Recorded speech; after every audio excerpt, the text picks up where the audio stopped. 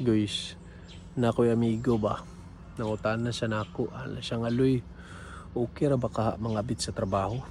Kay murag kakonsensya siya ba? Kay of course naman siya pamilya good. Yung mga siyempre.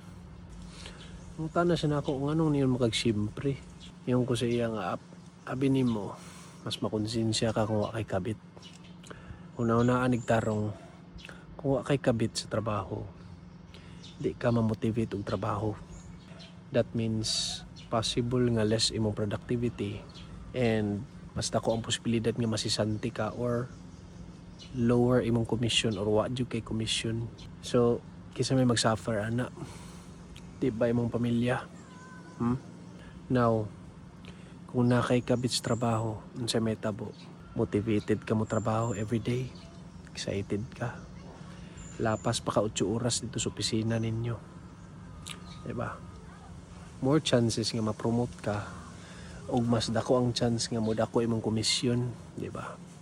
Kinsa mag-benefit ana? Di ba imong pamilya?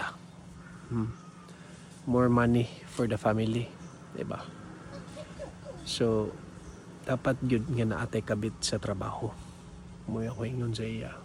So moto, sunod niya ang advice.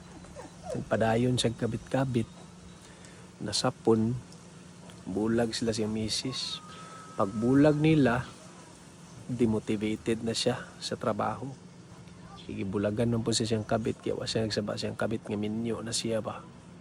Ang ending, nasa dalan ka po yun.